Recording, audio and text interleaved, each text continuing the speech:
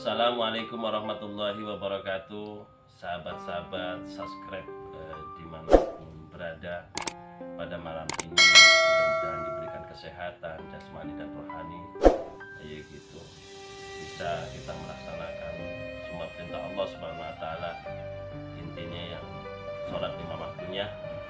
Dan pada kesempatan malam ini saya akan berbagi kepada sahabat-sahabat sekalian yang pada saat ini dilanda kesulitan atau banyak sekali masalah yang selalu datang dengan bergantian masalah. Sebenarnya masalah itu adalah suatu ujian dari Allah Subhanahu wa taala. Tapi karena kita sebagai hamba Allah, kita diperintahkan memohon kepada Allah supaya kita diberikan sesuatu keselamatan di dalam masalah tersebut.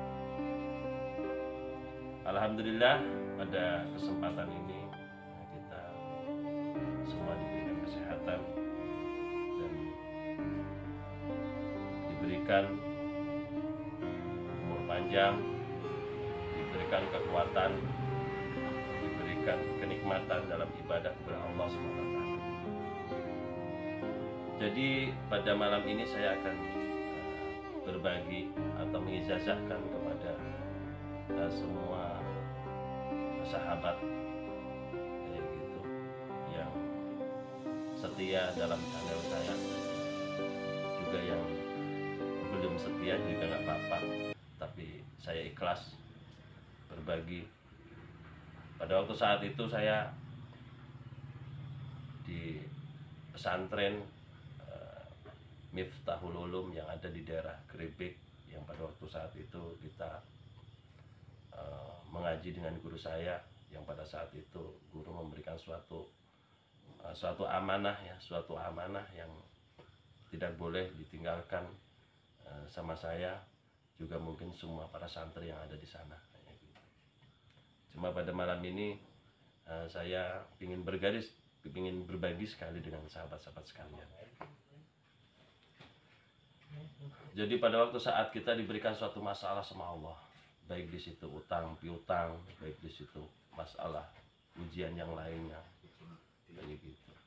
Kalau kita ingin diberikan sesuatu kemudahan oleh Allah Subhanahu wa taala, marilah kita bareng-bareng memperbaiki diri kita, ya gitu, menghadap kepada Allah dan memohon dengan doa bi amali soleh, yaitu kita berdoa dengan amal soleh gitu. Jadi kita banyak-banyak beribadah kepada Allah Subhanahu wa taala. Yang pertama, pada waktu saat kita melaksanakan sholat 5 waktu, selepas kita sholat 5 waktu, biasa kita melaksanakan suatu zikir yang rutinan. Lepas itu kita sholat ba'diyah daripada sholat fardu kita. Lepas itu kita bertawasul dulu kepada Nabi kita, seperti contoh ila hadratin Nabiul Mustafa Muhammadin wa ala alihi wa ashabihi wa zuriyatihi al-Fatihah. Dan lepas itu kita bertawasul kepada para wali-wali Allah, kepada guru-guru kita, dan kepada kedua orang tua kita yang sudah meninggal atau yang masih hidup, dan kepada semua muslimin muslimat di seluruh dunia. Setelah kita bertawasul kepada Nabi kita, kita baca qul huwallah sebanyak 11 kali. Dan setelah itu kita baca hamdalah atau suratul Fatihah. Kita baca suratul Fatihah dengan diawali dengan Bismillahirrahmanirrahim. Pada waktu saat kita baca, kita harus bisa memahami tentang ayat yang kita baca. Contoh semuanya, pada waktu saat kita artikan karena bismillah termasuk awal atau ayat pertama daripada suratul Fatihah. Bismillahi, saya mengawali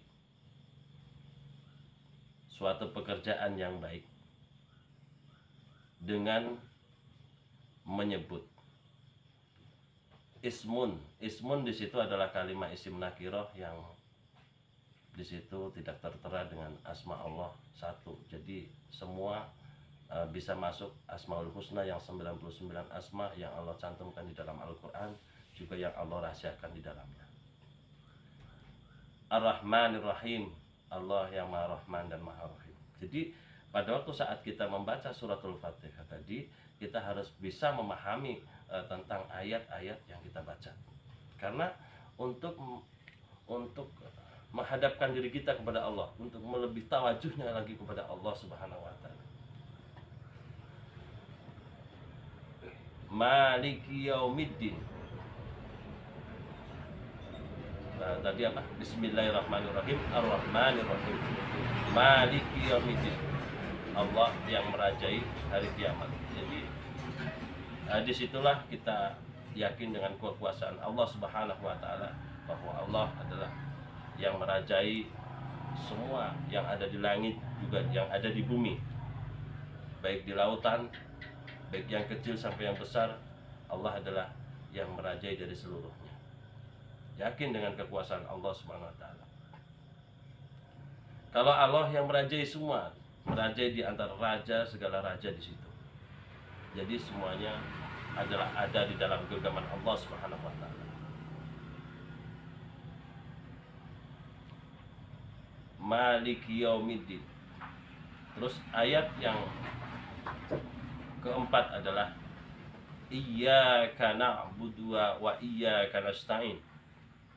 Pada waktu saat kita mengucapkan Iyyaka, hanya kepadamu ya Allah saya menyembah. Jadi pada waktu saat kita di dalam Iyyaka ini benar-benar hati kita benar-benar berserah diri secara total kepada Allah Subhanahu wa taala, bahwa kita benar-benar mengakui sebagai seorang hamba yang sangat lemah, sangat hina di hadapan Allah Subhanahu wa taala. Jadi kalau kita sudah merasa diri kita sebagai seorang hamba yang sangat lemah, yang tidak kuat apapun, yang tidak punya daya upaya apapun, ya gitu, baru wa iyyaka nasta'in, baru memohonlah kepada Allah, hanya kepadamu ya Allah saya mohon pertolongan. Intinya seperti itu. Tapi di dalam iyyaka, pada waktu saat kita mengucapkan iyyaka, ikrarnya kepada Allah, hanya kepadamu ya Allah saya menyembah, tapi di dalam hati kita ada sesuatu keganjilan atau suatu tangajub, ketakaburan di dalam diri kita, tidak bisa merasa dirinya hina di hadapan Allah, orang yang sangat lemah di hadapan Allah, yang tidak mempunyai kemampuan apapun di hadapan Allah. Itu akan sulit, doa kita akan dimakbul oleh Allah Subhanahu wa taala. Karena amal ibadah yang ikhlas itu adalah amal yang bisa mengantarkan doa kita kepada Allah Subhanahu wa taala. Wa iyyaka nasta'in, dan hanya kepadamu ya Allah saya mohon pertolongan. Jadi setelah kita menyembah kepada Allah, setelah kita mengikrarkan diri kita bahwa kita adalah seorang hamba yang sangat lemah, di situ ada bagian untuk kita wa iyyaka nasta'in, dan hanya kepadamu ya Allah saya mohon pertolongan. Di dalam kata wa iyyaka nasta'in, di situ hanya kepadamu ya Allah saya mohon pertolongan. Jadi di situ harus kita benar-benar satu titik kepada Allah Subhanahu wa taala. Jadi tidak ada kekuasaan yang lain daripada Allah Subhanahu wa taala. Seperti contoh karena dalam diri kita kadang punya pusaka, punya jimat, punya yang lain lah intinya gitu. Jadi pada saat kita memohon kepada Allah, itu tidak ada yang kuasa selain Allah di dalam diri kita. Tapi kalau masih ada Tuhan di dalam diri kita, wallahu a'lam. Karena berarti kita sebagai orang muslim belum seutuhnya masuk ke dalamnya. Jadi kita masih menyekutukan Allah Subhanahu wa taala. Seperti contoh yang sering kita baca di dalam sholat 5 waktu, la ilaha illallah wahdahu la syarikalah lahul mulku wa lahul hamdu yuhyi wa yumitu wa huwa ala kulli syai'in qadir. Itu setiap kali setiap kita sholat, selepas sholat kita baca untuk mengikrarkan diri kepada Allah Subhanahu wa taala. Tapi kita di situ tidak memahami apa yang kita baca. Makanya doa yang mustajabah adalah doa yang benar-benar mukhlis kepada Allah Subhanahu wa taala. Tidak ada kekuasaan yang lain daripada Allah Subhanahu wa taala. Permintaan yang sangat dahsyat, yang sangat istimewa di dalamnya adalah ihdinas siratal mustaqim. Ihdinas siratal mustaqim, ya Allah tunjukkanlah kepadaku ya Allah jalannya orang-orang yang soleh. Ihdinas siratal mustaqim, ya Allah tunjukkanlah kepadaku ya Allah jalannya orang-orang yang lurus. Seperti contoh para nabi kita, para wali-wali kita, para syuhada, para sholihin, para ahli ilmu. Jadi kita minta ditunjukkan kepada Allah Subhanahu wa taala yaitu jalannya orang-orang yang lurus. Ihdinas siratal mustaqim, ya Allah tunjukkanlah kepadaku ya Allah jalannya orang-orang yang lurus. Yaitu siratal ladzina an'amta alaihim, yaitu jalannya orang-orang yang Engkau berikan nikmat. Orang-orang yang diberikan nikmat adalah orang-orang yang dekat kepada Allah, para nabi-nabi kita, para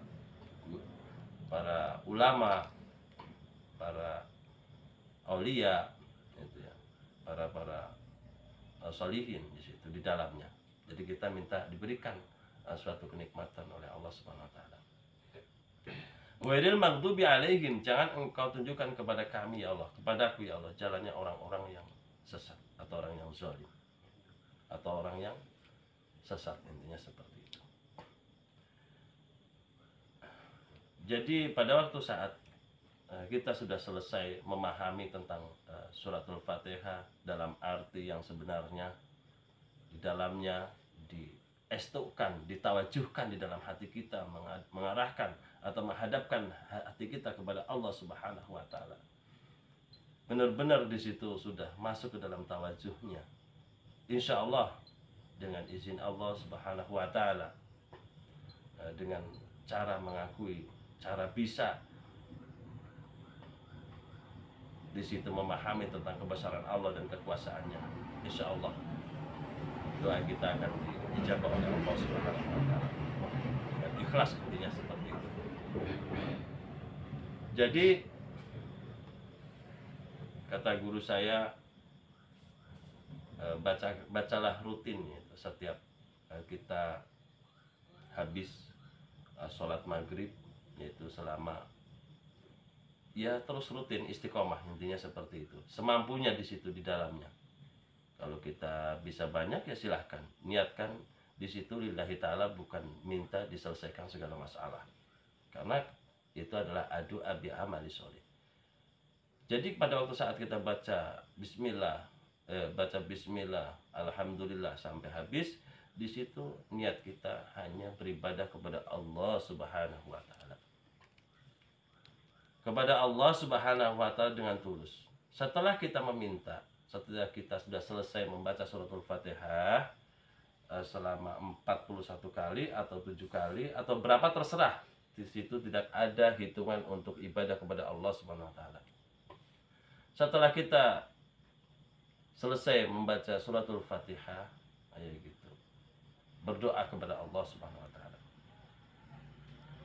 Berdoa dengan cara yang pertama adalah memuji kepada Allah, seperti alhamdulillahirabbil alamin, segala puji bagimu ya Allah yang merajai seluruh alam. Kita baca hamdalah, karena hamdalah itu alhamdulillah adalah pujian yang mewakili dia segala pujian. Jadi alhamdulillahirabbil alamin, itu cukup. Setelah itu kita baca sholawat kepada Nabi kita secukupnya. pada waktu saat kita baca alhamdulillah harus tawajuh masuk dalam hati kita, bahwa kita benar-benar memahami tentang makna yang kita baca. Alhamdulillahirrabbilalamin, segala puji bagimu ya Allah yang merajai seluruh alam. Jadi Allah lah yang memiliki langit bumi seisinya. Kayak gitu. Setelah kita selesai baca hamdalah atau alhamdulillahirrabbilalamin, kita baca sholawat Nabi. Sholawat Nabi itu terserah, mau sholawat yang panjang terserah, mau sholawat Ibrahim terserah, silahkan. Yang penting ikhlas kuncinya. Setelah kita baca sholawat Nabi selesai dengan khusyuk, dengan tawajuh arti dan maknanya, dan kita memahami arti dan maknanya, terus kita lanjutkan dengan bacaan yang kita baca di dalam suratul Fatihah, iyyaka na'budu wa iyyaka nasta'in, yaitu kita memohon kepada Allah. Mohonlah di situ kepada Allah. Apa doa kita yang kita baca di dalamnya? Setelah iyyaka na'budu wa iyyaka nasta'in, kita berulang-ulang sampai masuk ke dalam hati kita. Setelah itu kita mohon kepada Allah. Cara untuk memohonnya kepada Allah itu apa? Doa apa yang harus kita pakai? Karena kita sebagai hamba Allah, kita diserukan oleh Allah Subhanahu wa taala sesuai di dalam firman-Nya, innallaha wa malaikatahu yusholluna 'alan nabi ya ayyuhallazina amanu shallu 'alaihi wa sallimu taslima. Di dalamnya kita isi dengan sholawat kepada nabi kita. Kita doa khususkan untuk nabi kita. Kita jalankan perintah Allah dengan rasa cinta kepada nabi kita dan menjalankan perintah Allah Subhanahu wa taala. Terus menerus sebanyaknya. Allahumma shalli ala sayyidina Muhammad, Allahumma shalli ala sayyidina Muhammad wa ala ali sayyidina Muhammad, Allahumma shalli ala sayyidina Muhammad wa ala ali sayyidina Muhammad, sebanyak-banyaknya. Lebih banyak lebih bagus untukmu.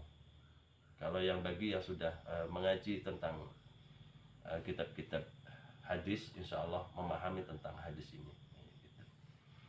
Jadi semakin banyak kita semakin lebih banyak, lebih bagus lagi. Gitu. Apalagi ditambah dengan sifat ketawajuhan dan ikhlas. Ikhlas itu terhindar dari sifat riya, dari sifat tangajuh, dari semua pekerjaan hati yang menghilangkan amaliyah kita sendiri. Itu syaratnya. Jadi kalau orang sudah tahu tentang doa mustajabah, berarti orang itu sudah tahu tentang sesuatu yang merusak kepada amaliyah kita sendiri. Karena sifat manusia itu adalah di situ lengkap. Karena manusia di situ diberikan suatu kelengkapan di dalam diri kita, ada nafsu juga ada amarah di situ. Jadi kalau nafsu kita, kalau amarah kita itu diatur dengan Al-Quran, insya Allah semuanya akan mendapatkan ridha Allah Subhanahu wa taala karena kita ada di dalamnya.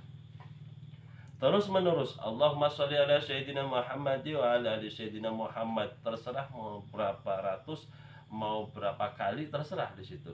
Nanti di dalam ujung doa tadi, Allahumma sholli, Allahumma ya Rabbi sholli alaihi wasallim. Ditutup dengan Allahumma ya Rabbi sholli alaihi wasallim. Di situ. Disitulah kita memohon kepada Allah apapun di dalam niatnya, supaya kita diberikan suatu ampunan kepada Allah Subhanahu wa taala. Gitu. Apa yang pertama kita panjatkan kepada Allah, mohon diampuni segala dosanya dan dosa-dosa kedua orang tua kita dan dosa-dosa guru-guru kita, kayak gitu. Terus di situ memohon doa apa yang dimaksud, seperti contoh, ya Allah, ya Rabb, saya mohon kepadamu ya Allah, berikan kepadaku ya Allah kemurahan rezeki, ya Allah berikan kepadaku ya Allah untuk diberikan rezeki atau usaha yang lancar dan sebagainya. Mohon minta sama Allah kepada pemiliknya, karena Allah yang mempunyai semuanya.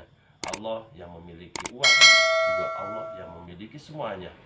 Di situ mintalah sama Allah. Nanti insya Allah kalau kita memang benar-benar dikabul doa kita oleh Allah Subhanahu wa taala, nanti Allah akan memberikan suatu jalannya. Gimana cara Allah akan mengabulkan doa kita tadi? Entah lewat apapun, itu wallahu alam, itu adalah urusan Allah Subhanahu wa taala. Kita sebagai manusia biasa tidak bisa apa-apa. Jadi cukup dari saya. Mari yang mau mengamalkan silahkan, di situ langsung silahkan hanya gitu, dengan niat ikhlas ibadah kepada Allah Subhanahu wa taala atau doa bi amali soleh. Jadi pada waktu saat kita membaca suratul Fatihah, memuji dulu kepada Allah, itu jangan di dalam niat kita adalah supaya saya pingin uang banyak kayak gitu, atau pingin bisa bayar utang. Jangan seperti itu. Niatkan yang ikhlas lillahi ta'ala. Berarti kalau kita niatnya hanya seperti itu, berarti nggak ikhlas. Jadi amal itu tidak akan diterima oleh Allah Subhanahu wa taala. Karena di situ adalah amal yang termasuk duniawi. Jadi amal dunia ini, kalau niatnya kita ke dunia, dapatnya ke dunia sesuai dengan hadis Rasulullah SAW. Manawa yusibuha. Jadi apapun yang kita niatkan, ya kita akan memperoleh apa yang kita niatkan. Jadi pada waktu saat kita belajar taqarrub, belajar mendekatkan diri kepada Allah, supaya kita dibebaskan dari segala mara bahaya, dari segala masalah, gitu. Itu seperti itu. Jadi diniatkan di dalam hatinya adalah benar-benar menjalankan perintah Allah Subhanahu wa taala dengan tulus, gitu. Jangan diniatkan supaya kita bisa bayar utang dan sebagainya. Itu berarti sudah nggak ikhlas, amal itu sudah nggak diterima sama Allah, gitu. Cukup dari saya. Assalamualaikum warahmatullahi wabarakatuh.